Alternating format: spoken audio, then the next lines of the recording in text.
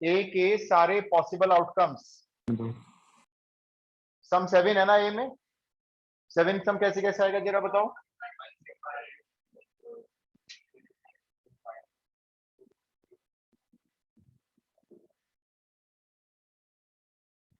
ये सम 7 के हो गए।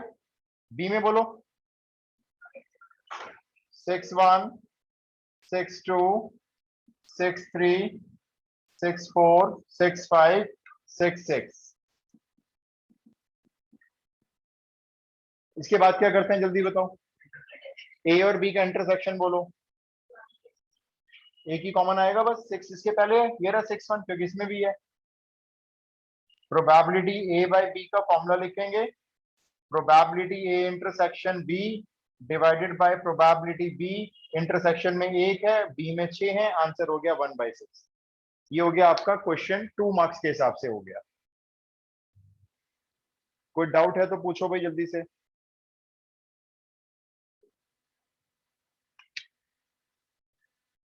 Done.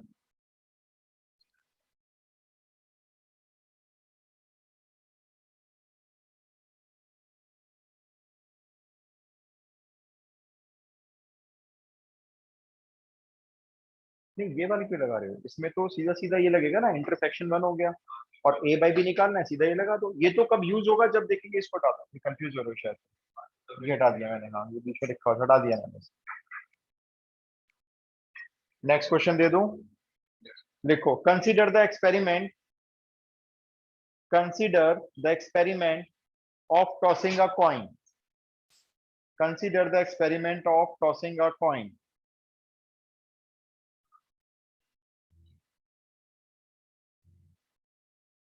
If the coin shows head, if the coin shows head, toss it again. If the coin shows head, toss it again. But if it shows tail, then throw a die. But if it shows tail, then throw a die.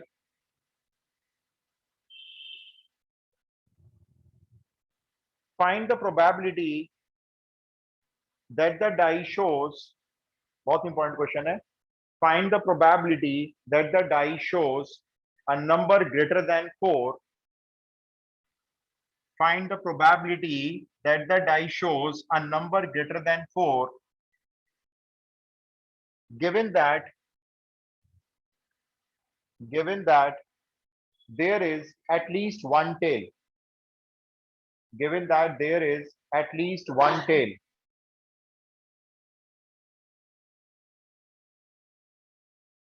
ठीक है जी, ये question बन गया हमारा। सबसे पहले आपका काम है मुझे ए और बी बताना ताकि मैं क्वेश्चन स्टार्ट कर सकूं। ए बताओ क्या लिखना है। ए में नंबर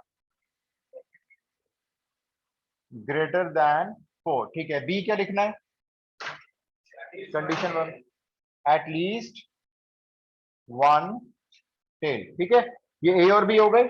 अब ए में और बी में क्या लिखना है ये आपको एक बार क्वेश्चन फिर पढ़ना होगा, क्योंकि इस बार जो एक्सपेरिमेंट है खाली कॉइन टॉस या डाई टॉस करने वाला नहीं है। एक्सपेरिमेंट में सबसे पहले क्या हो रहा है, कॉइन टॉस हो रहा है। मैं इसके एक ट्री बनाऊंगा, देखो जब कॉइन टॉस होता है तो दो चीजें पॉसिबल होती हैं, बताओ क्या क्या।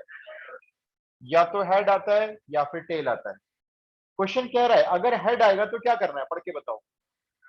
फिर से टॉस करना है, तो हेड के बाद कॉइन फिर से टॉस करोगे तो हेड और टेल में से कुछ भी आ सकता है भाई।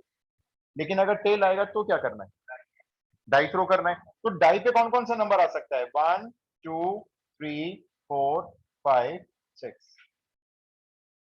ये सही में आया। ये आपका पूरा सैंपल स्पेस है, ये सब चीजें हो सकती हैं। अब मैं आपसे पूछूंगा क्या H कॉमा H हो सकता है, हो सकता है, पहले हेड आया फिर हेड आया। क्या H कॉमा T हो सकता है, ये भी हो सकता है। क्या H कॉमा 1 हो सकता है, नहीं हो सकता, क्योंकि अगर हेड आएगा तो डाइथ्रो ही थ्रो करना है। H कॉमा 1 नहीं हो सकता, तो क्या क्या हो सकता है लिख लेते हैं। H कॉमा H हो सकता है, H कॉमा T हो सकता है, T कॉमा 1 हो सकता है, T कॉमा 2 हो सकता है, T कॉमा 3 हो सकता है। कहां तक हो सकते हैं, t,6 तक।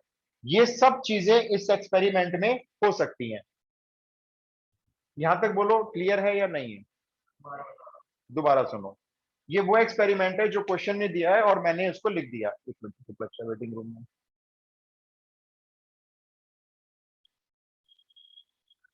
दोबारा सुनो। ए और बी हमने बना लिए थे। उसके बाद क्वेश्चन कहता है एक्सपेरिमेंट है, पहले कॉइन टॉस करो। कंडीशन है कॉइन पे हेड आएगा तो कॉइन को फिर से टॉस कर दिया, और अगर कॉइन पे टेल आएगा तो डाई को थ्रो कर दिया। तो 6 नंबर लिख दिया टेल के साथ, हेड के साथ हेड टेल लिख दिया, और इसको मैंने ऐसे उतार दिया।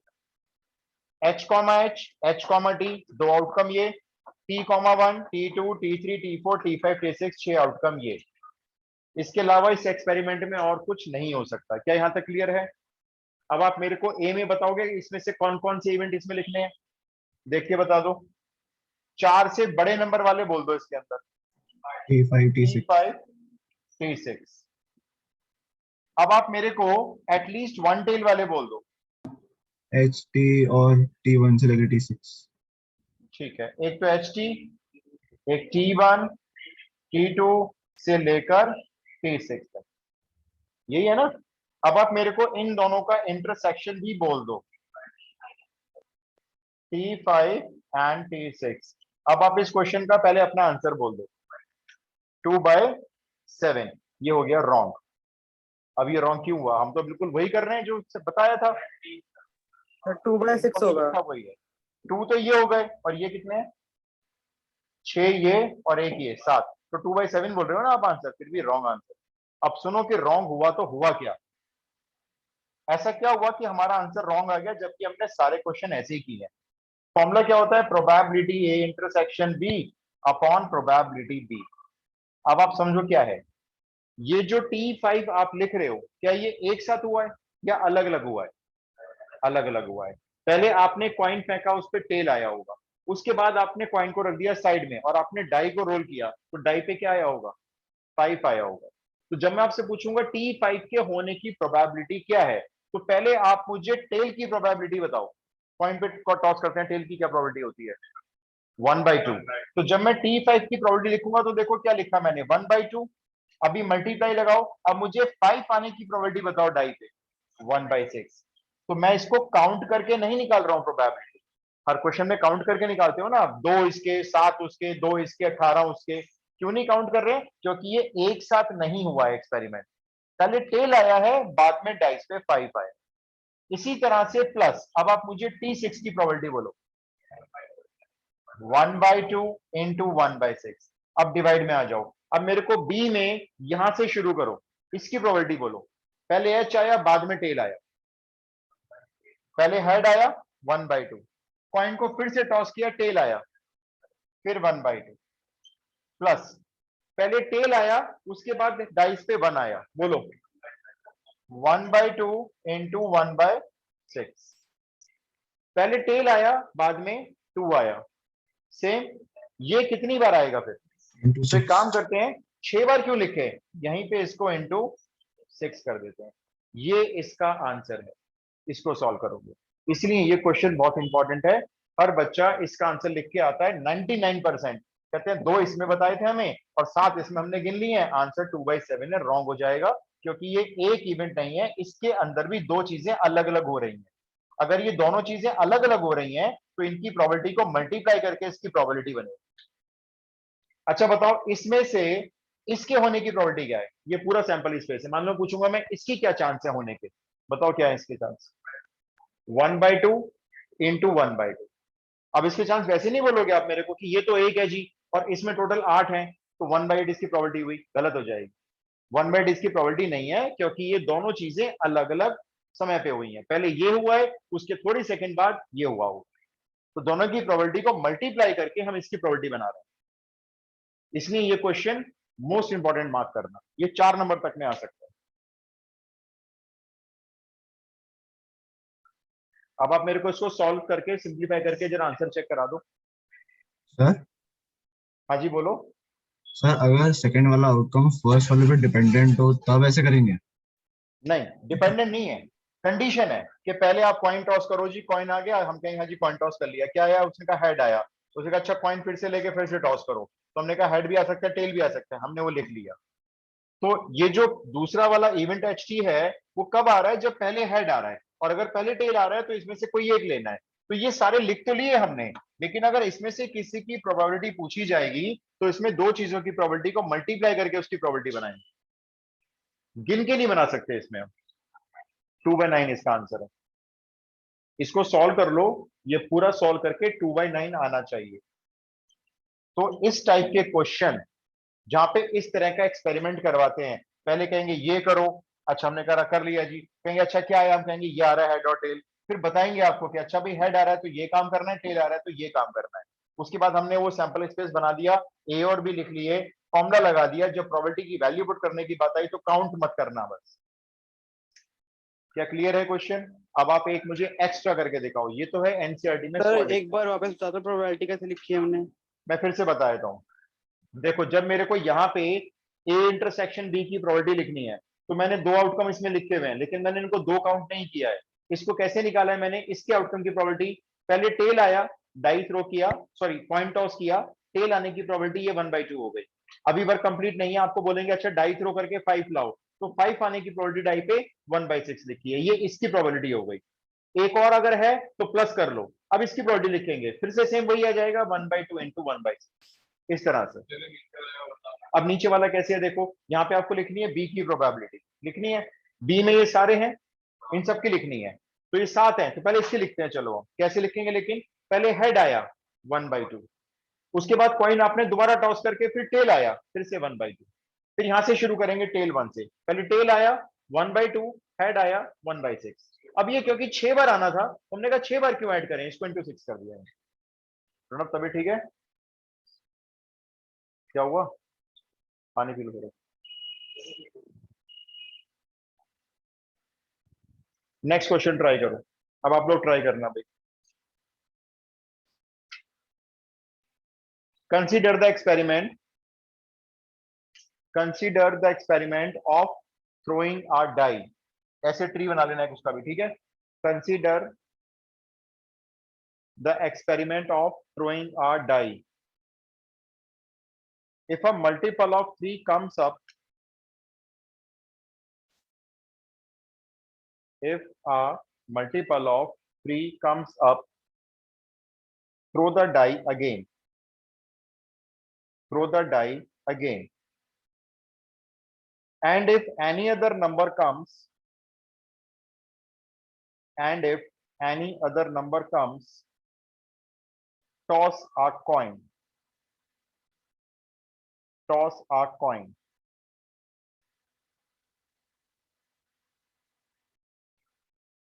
Find the probability, find the probability the coin shows a tail, find the probability the coin shows a tail, given that at least one die shows, at least one die shows a number 2.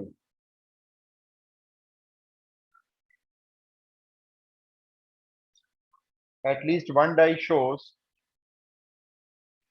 a number 2. सबसे पहले ए और B बना लो, सबसे पहला काम ए और B. फिर से बोलो क्वेश्चन, दोबारा सुनो। Consider the experiment of throwing a die, if a multiple of 3 comes up, throw the die again, and if any other number comes, toss a coin, and if any other number comes, toss a coin. Find the probability the coin shows a tail, given that at least one die shows a number 2. ए और B बना लो पहले।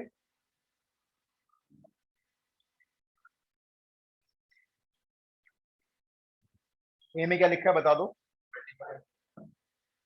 ठीक है, ए में तो आपका आ गया नहीं, event A, coin shows a tail, जिसकी प्रोबेबिलिटी निकाल रहे हैं, वो तो एक्सपेरिमेंट है, उसको छोड़ो, जो प्रोबेबिलिटी निकालनी है उसको पढ़ो ना। फाइंड द प्रोबेबिलिटी, ये रहा ना इवेंट यहाँ पे आ गया, कॉइन शोज अ टेल, और बी में लिख लो at least one die shows 3, sorry 2, at least one die shows two. अब इस एक्सपेरिमेंट का एक ट्री बनाओ, इस एक्सपेरिमेंट का अब एक ट्री बना लो।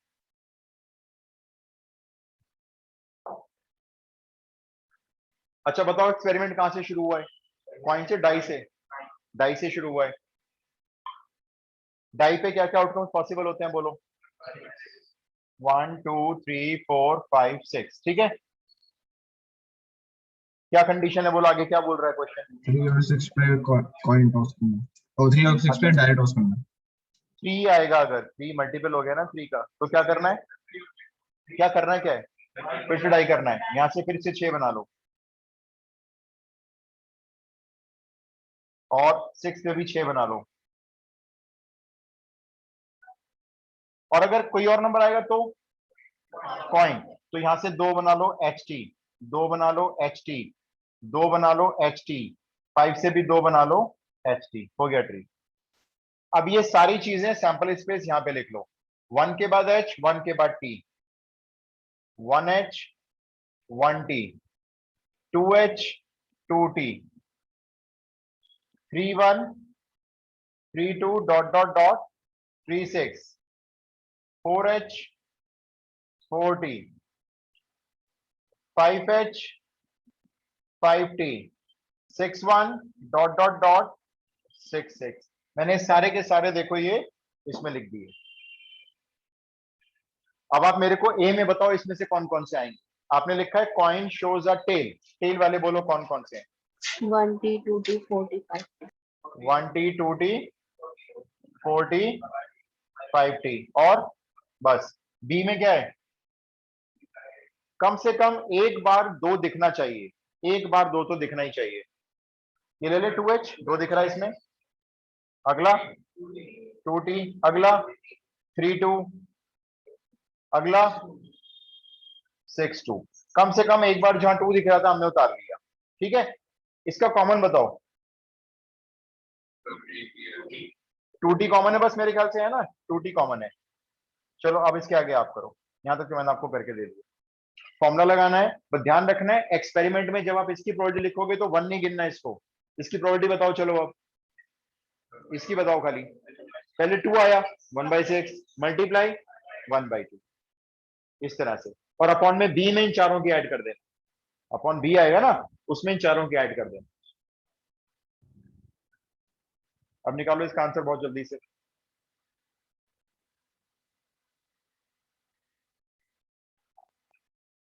उनके नंबर लिख लिए थे, उनके नंबर लिख लिए थे। अभी 10th के बच्चे आए थे ना जो,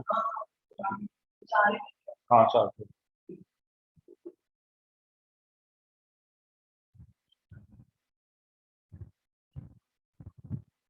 नहीं खत्म हो गई, इसमें और नहीं है।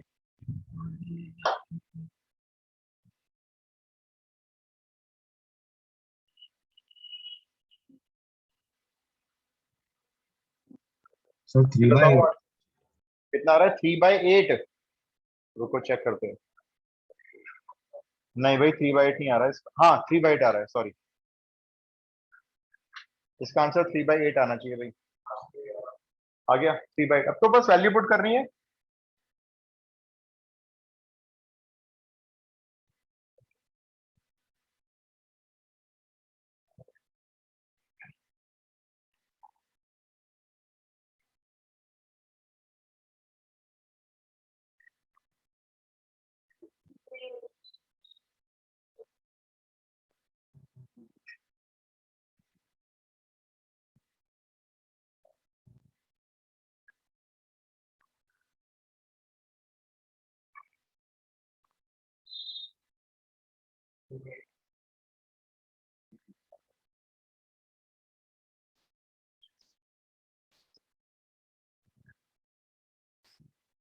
बोलो जी, हो गया? सबका हो गया?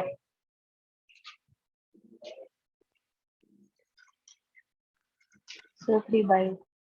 3/8 करेक्ट।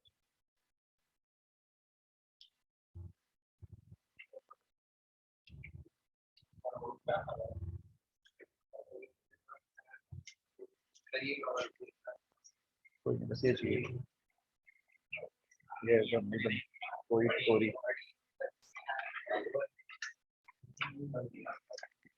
भाई हो गया, मेरे को बताओ जल्दी से।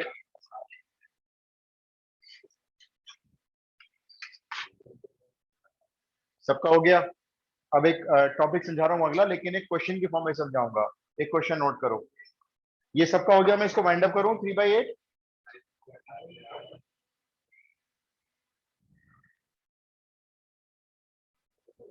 आसान है, लेकिन ये एक्स्ट्रा था, पहले वाला एनसीईआरटी का था, ये इंपॉर्टेंट है। अगर ये आता है तो 4 मार्क्स से नीचे नहीं आएगा, इनकेस अगर इसको डाल देते।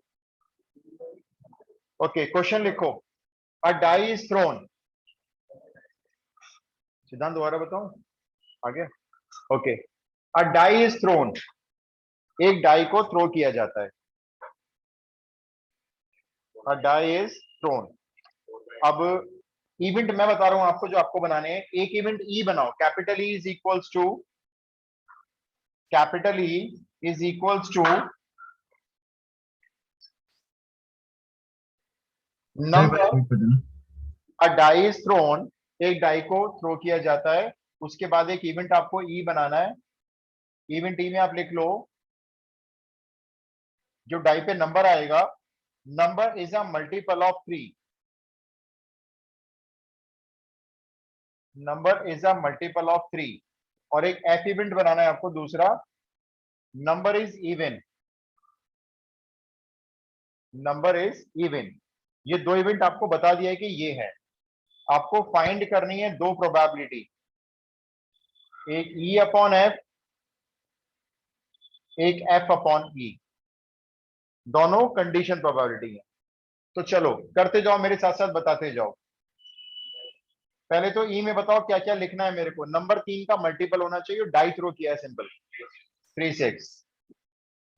एफ बता दो।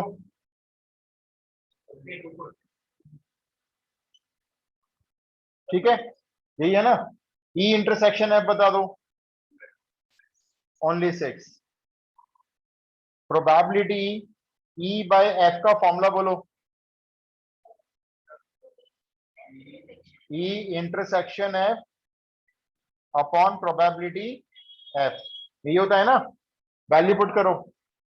इंटरसेक्शन में एक ही है, अब इसको काउंट कर रहे हैं, देखो एक ही तो एक्सपेरिमेंट है, बस ये डाई है तो इसको 1 काउंट कर लो। और एफ में आपके 3 है, तो इसकी प्रोबेबिलिटी कितनी आ रही है? 1/3। ठीक है, अब जरा आप एफ अपॉन ई निकालो, फॉर्मूला बोलो। पहले फॉर्मूला बोलो, प्रोबेबिलिटी ऊपर क्या आएगी? वही एफ और ई का E intersection. intersection F upon probability of E. Right, नीचे आएगा probability of E. Value put करते हैं। इंटरसेक्शन में तो एक ही है, और ई में कितने हैं भाई? ई में 2 है, 1/2। कोई प्रॉब्लम? आसान क्वेश्चन था बहुत। अब आप एक काम करो, मुझे ना ई की प्रोबेबिलिटी अलग से बताओ जरा, अलग से। इसकी बताना बस, इसके होने के क्या चांस है? 2/6। 2/6 कितनी होती है? 2/6 का मतलब 1/3। ठीक है, अब इसकी बताओ एफ की अलग से बस। 1/2। 1/2 मतलब 3/6 यानी 1/2। ठीक है, अब आप ध्यान से देखो, जो condition probability E bye F है, उसकी वैल्यू क्या है? 1/3। और ई की क्या वैल्यू है? 1/3। ई को बिना कंडीशन के देख रहे हैं तो आंसर आ रहा है 1/3। बिना कंडीशन के देख रहे हैं ना, खाली ई देख रहे हैं, तो आंसर आ रहा है 1/3। ई को एफ के साथ कंडीशन लगा के देख रहे हैं तो भी ई की प्रोबेबिलिटी कितनी आ रही है? इसका मतलब समझे, इसका मतलब ई को फर्क नहीं पड़ता एफ कंडीशन आ रही है या नहीं आ रही है। ई कह रहा है देखो मैं तो पहले भी 1/3 था, आप कंडीशन लगा के मेरी प्रोबेबिलिटी पूछ रहे हो, मैं तो अभी भी 1/3। ऐसे ही जरा एफ बाई ई देखो, खाली एफ की क्या प्रोबेबिलिटी थी पहले? 1/2। हमने एफ को कहा हम आपको कंडीशन दे रहे अपनी प्रोबेबिलिटी बताओ। एफ ने कहा आपने मुझे कंडीशन ही दे दी है, लेकिन मुझे फर्क ही नहीं पड़ा, मेरा आंसर अभी भी कितना है? 1/2। इसका मीनिंग ये है, इस एग्जाम्पल में ई और एफ एक दूसरे से इंडिपेंडेंट है। एफ को कंडीशन में डालने से ई को असर नहीं पड़ रहा, और ई को कंडीशन में डालने से एफ को असर नहीं पड़ता।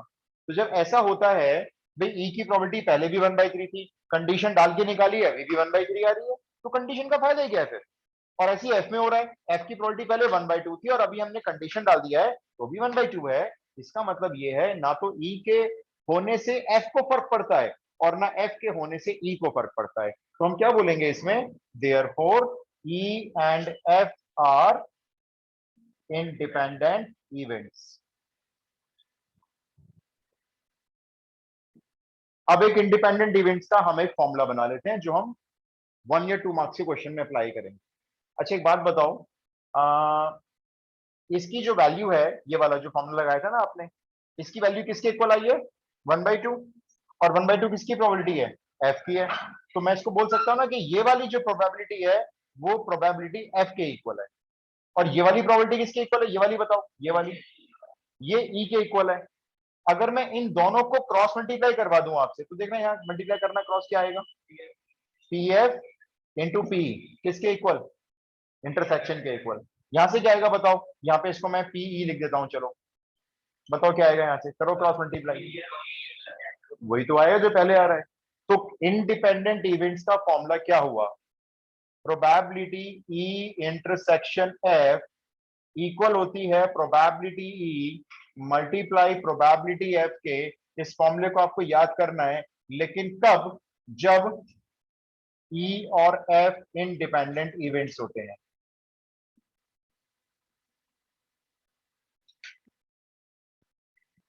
अगर ई और एफ इंडिपेंडेंट इवेंट्स हैं तो उस केस में ई और एफ की जो इंटरसेक्शन की प्रोबेबिलिटी है वो दोनों की प्रोबेबिलिटी के मल्टीप्लाई के इक्वल होती है। बिल्कुल गिवन होगा, अभी करवा रहा हूं क्वेश्चन, आप नोट कर लो बस, अभी इसी के क्वेश्चन कराऊंगा अभी। आइडेंटिफाई कैसे करेंगे? बताता हूं आपको कैसे करेंगे, रुको। देखो अगर क्वेश्चन में लिखा होगा सिद्धांत तो आइडेंटिफाई करने की जरूरत नहीं है, और नहीं लिखा होगा ना मान लो इंडिपेंडेंट इवेंट, तो हमें इसकी भी जरूरत नहीं है, हम बिना इसके क्वेश्चन करेंगे।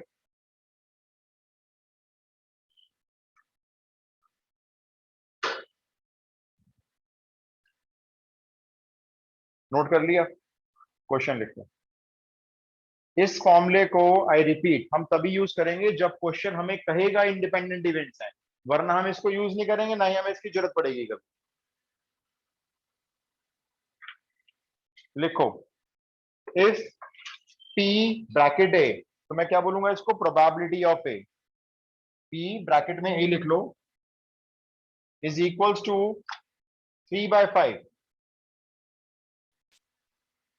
Is equals to 3/5, and PB probability of B is equals to 1/5.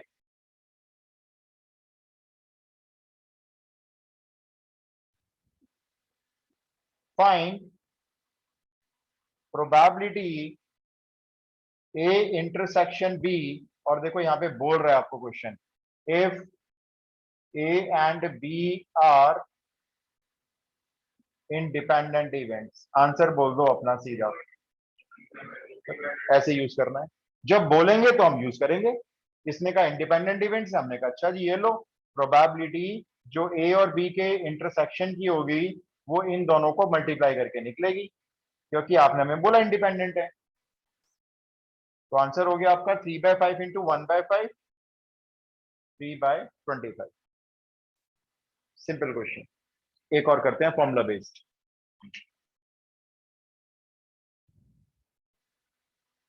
A fair coin and a die are tossed. A fair coin and a die are tossed. एक फेयर कॉइन अपने हाथ में ले लो और एक डाई अपने हाथ में ले लो और दोनों को एक साथ टॉस कर दो। दोनों किसी सरफेस पे गिरेंगे, मान लो जमीन पे गिरेंगे। बोलो आपको क्या नजर आ रहा है, कॉइन भी गिर गया नीचे और डाई भी गिर गया। कोई एक आउटकम बोलो सोच के, क्या नजर आ रहा होगा, कॉइन भी नीचे गिर गया, डाई भी नीचे गिर गया। H1 नजर आ रहा है, कोई मेरे को बोलेगा नहीं कि मुझे तो 1H नजर आ रहा है, क्योंकि वो डाई को पहले देख रहा है और कॉइन को साथ में देख रहा है, तो यहाँ पे कोई फर्क नहीं पड़ने वाला। आप 1H लिखो या H1 लिखो। अच्छा कोई दूसरा आउटकम बोलना, क्या नजर आ रहा है आपको, 2H नजर आ सकता है, 3H आ सकता है, 4H 5H 6H, इसके अलावा 1T 2T 3T से लेकर 6T तक। आई रिपीट, अगर आप मेरे को बोल रहे हो 1H और दूसरा बच्चा बोल रहा है मेरे को H1, तो ये दोनों एक ही बात है इस बार, क्योंकि दोनों चीजें एक साथ नीचे गिरी हैं, अलग अलग नहीं हुआ है। तो जब मैं इसमें से किसी एक की प्रोबेबिलिटी पूछूंगा तो इन दोनों की अलग अलग निकालनी है या काउंट करके निकालनी है? काउंट करके निकालनी है, क्योंकि ये दोनों चीजें एक साथ हुई हैं। आपने जो पहला क्वेश्चन किए थे अभी, इसमें क्या था, पहले कॉइन टॉस करो, ये आ जाए तो डाई थ्रो करो, तो वहां पे क्या करा था हमने, इसकी प्रोबेबिलिटी को इसकी प्रोबेबिलिटी से मल्टीप्लाई किया था। लेकिन यहाँ ये दोनों एक साथ हो रहे हैं, इसलिए हम इसको काउंट करके निकालें। अच्छा, अब आप इवेंट ई बनाओ, एक इसी क्वेश्चन कंटिन्यू करो, इवेंट ई बनाओ, दिया हुआ है, ई में है हेड अपीयर्स, हेड अपीयर्स। एक एफ बनाओ, एफ में लिखो 3 ऑन द डाई या 3 appears. Check whether E and F are independent events.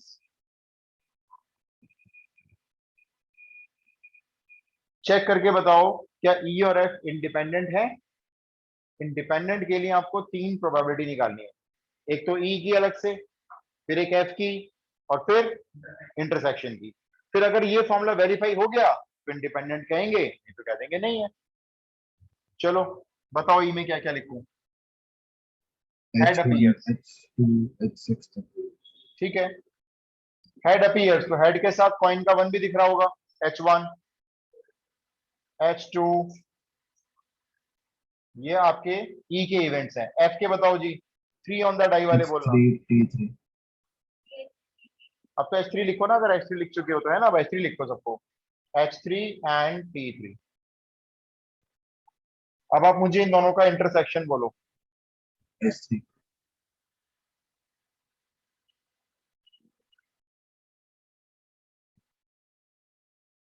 अब आप मेरे को ई की प्रोबेबिलिटी बोलो, काउंट करके बोलनी है। यस सर, इंडिपेंडेंट है। इंडिपेंडेंट, वैसे इसकी क्या प्रोबेबिलिटी होगी? ये गिनना जरा, कितने हैं? 6 हैं, और कुल कितने बने होंगे? कुल कितने बने होंगे टोटल? 12। 12। ऐसे 6 और होंगे ना, तो इसकी प्रोबेबिलिटी हो गई 6/12। इसकी बोलो, एफ की बोलो, वही 2/12। अब इसकी बोलो। आप सोचो ना, जब आपने एक्सपेरिमेंट किया होगा, कॉर्न और डाई एक साथ नीचे गिरे होंगे तो 12 बनेंगे टोटल, इसलिए 12 ले रहे हैं, काउंट करके ले रहे हैं। इसकी बोलो 1/2 कैसे? ये इसकी पूछ रहा हूं मैं, इसके होने के क्या चांस है? ये एक ही है बस, काउंट काउंट करो, एक है, और टोटल 12 बने हैं, 1/12। सबकी लिखनी प्रोबेबिलिटी। अब मुझे चेक करके बताओ, ई और एफ की प्रोबेबिलिटी का जो प्रोडक्ट है, क्या वो इसके इक्वल आ रहा है? आ तो रहा है इक्वल, तो ये इवेंट्स कैसे हैं? इंडिपेंडेंट है। यहां पे आप लिख दो, पीई को अगर हम पी एफ से मल्टीप्लाई कर रहे हैं तो ये पी इंटरसेक्शन एफ के इक्वल दिखाई दे रहा है, सबको दे रहा है, ये रहा, इसका मल्टीप्लीकेशन इसके इक्वल आ रहा है, तो ये इवेंट्स इंडिपेंडेंट है।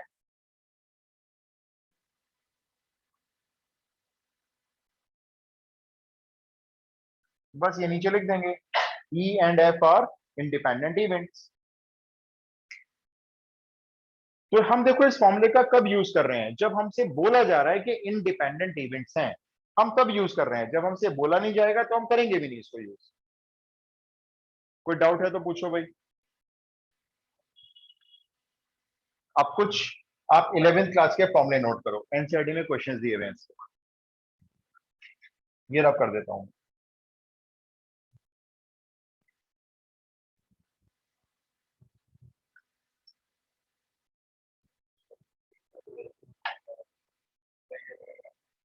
Not A and not be, probability not A and not be. इसको अगर हम सिंबल्स में लिखें तो P for probability not a का मतलब होता है ए कॉम्प्लीमेंट डैश ऊपर, एंड का मतलब सिर्फ और सिर्फ इंटरसेक्शन होता है, और नॉट बी मतलब बी डैश होता है। ठीक है, अगर ये पूछा जाता है कभी भी क्वेश्चन में not A and not be, तो सिंबल्स में उसको ऐसे लिख दिया पहले, और इसको निकालने के लिए फॉर्मूला यूज करता है, डिमॉर्गन लॉ से बनता है 1 minus probability A union B. एक आप ये याद रखेंगे, क्वेश्चंस में यूज हो सकता है। सेकंड, नॉट ए और नॉट बी। अब नॉट ए का तो वही मतलब है भाई, ए का कॉम्प्लीमेंट। यहां पे और कर दिया इन्होंने अब, तो यहाँ पे यूनियन हो जाएगा, और नॉट बी यानी बी कॉम्प्लीमेंट हो जाएगा। अगर A complement union B complement निकालना हो तो वन में से इंटरसेक्शन माइनस कर देंगे, उल्टा। ये डिमॉर्गन्स लाई होते हैं दोनों। और आपका बस एक मैंने आपको करवाया हुआ है वो ए यूनियन बी वाला फॉर्मूला। तो क्वेश्चन देखते हैं इसके कैसे दिए मैं, देखो एनसीईआरटी में।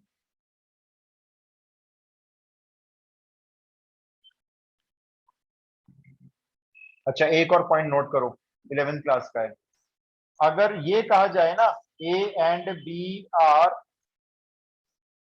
म्यूचुअली एक्सक्लूसिव इवेंट्स, देन उसमें जो ए इंटरसेक्शन बी की प्रोबेबिलिटी होती है वो हमेशा जीरो होती है, क्योंकि म्यूचुअली एक्सक्लूसिव वो इवेंट्स होते हैं जिसमें कॉमन आउटकम एक भी नहीं होता।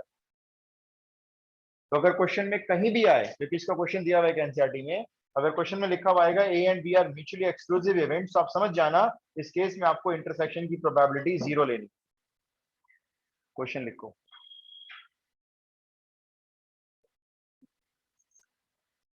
एनसीईआरटी के क्वेश्चन से अभी इंपॉर्टेंट वाले। इसमें एक प्रोबेबिलिटी ए दी हुई है, लिख लो सीधा। प्रोबेबिलिटी ए दी हुई है 1/2। Probability A union be the हुई है 3/5, और प्रोबेबिलिटी बी दी हुई है स्मॉल पी। मतलब ये नहीं दी हुई है, कहने का मतलब मिसिंग है। फाइंड पी, आपको ये पी निकालना है if number 1 A and B are mutually exclusive events, right. इसी का सेकेंड पार्ट है A and B are independent events. पहले पार्ट में ए और बी बोला जा रहा है म्यूचुअली एक्सक्लूसिव है, तो बताओ पी की वैल्यू। दूसरे पार्ट में चेंज करके बोल रहे हैं इंडिपेंडेंट इवेंट्स है, तो बताओ पी की वैल्यू। अब आप मेरे को बस ये बताओ, आपको यूनियन का फॉर्मूला आता है? बोलो क्या होता है? ठीक है, प्रोबेबिलिटी ए यूनियन बी का फॉर्मूला है probability A plus B minus, यही है ना? तो करते हैं वैल्यू पुट इसके अंदर। यूनियन कितना है बताओ, ए की प्रोबेबिलिटी बताओ,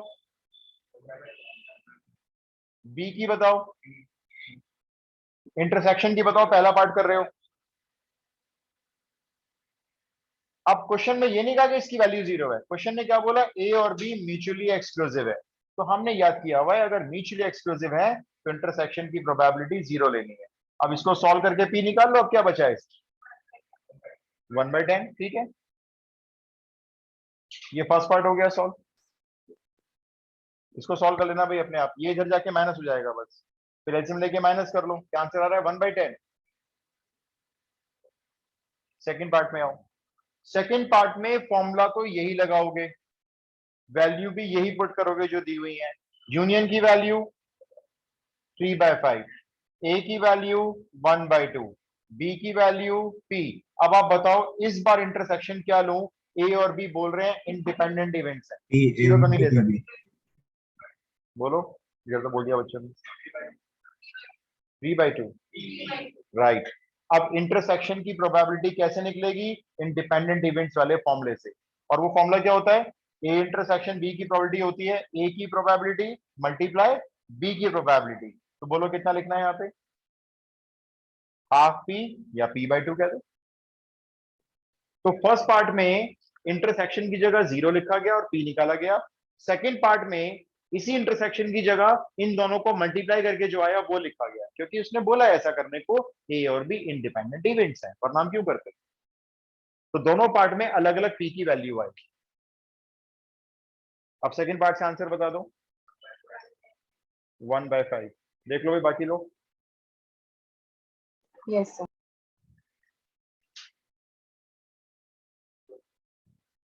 अब म्यूचुअली एक्सक्लूसिव की कंडीशन याद रखनी है, इंडिपेंडेंट इवेंट्स बोलेगा तो आपको याद रखना है उसमें इंटरसेक्शन की प्रोबेबिलिटी ए और बी को मल्टीप्लाई करके निकाली जाएगी। कोई doubt? Next question again NCERT.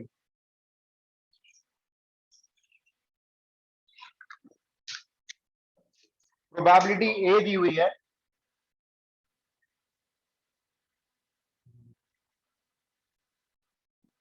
सीधा लिख लो, प्रोबेबिलिटी ए दी हुई है 0.3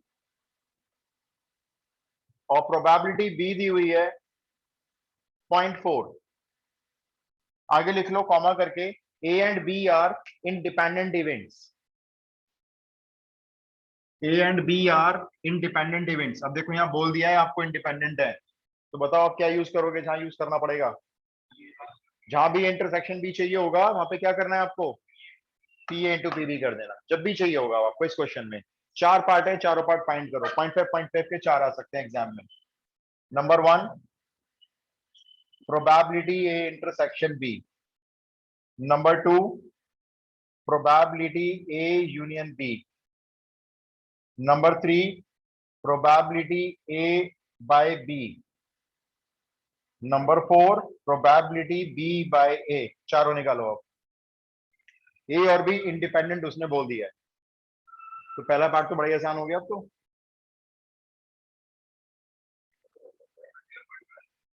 0.12 पॉइंट के बाद डेसिमल अगर हो ना तो उसके बाद कभी एक साथ नहीं पढ़ते।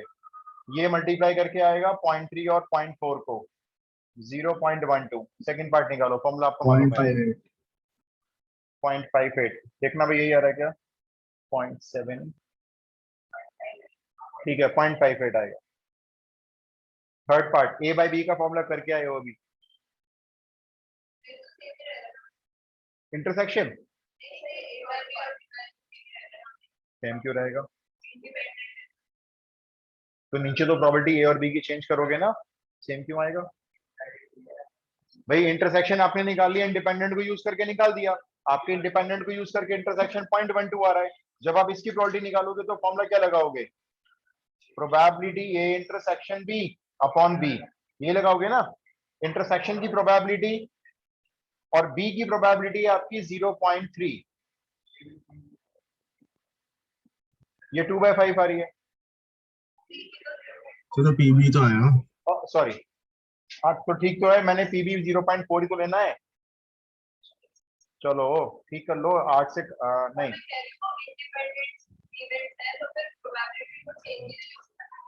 सर वो क्या कह रहा है कि पी ए आ जाएगा ना आंसर में। अच्छा ये सही कह रहे हो आप। अच्छा ये बोल रहे थे आप, सही बात है। जब ये ए और बी इंडिपेंडेंट है तो ए बाय बी में प्रोबेबिलिटी बी के होने से ए को फर्क पड़ने वाला है ही नहीं। ए की प्रोबेबिलिटी देखो हमने निकाली तो कितनी आ रही है? 0.3 आ रही है, और देखो 0.3 तो थी। और बी बाई ए कितना आने वाला है? वो तो 0.4 ही आने वाला है। क्योंकि वो इंडिपेंडेंट है तो ए और बी के होने से कोई किसी को फर्क नहीं पड़ने वाला है। सीधा भी लिख सकते हो आंसर चाहो तो। बोलो भाई क्लियर है? क्या कह रहे हो, एक और दे दूं? 2 क्वेश्चन कर लेना भाई, थोड़ा सा मेरा काम आसान कर दो, मुझे बस प्रॉब्लम करवानी है। आप इसमें कर लेना 9th 10th और 11th, बस मेरे को 3 करवाने थे, 3 होमवर्क में लिख लो। एक्सरसाइज 13.2 सिर्फ 3 दिए हैं 48 घंटे में। Question number 9, 10, 11।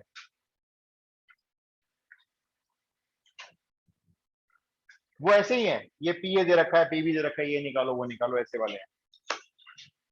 ये लो जी, हाँ चला जाना।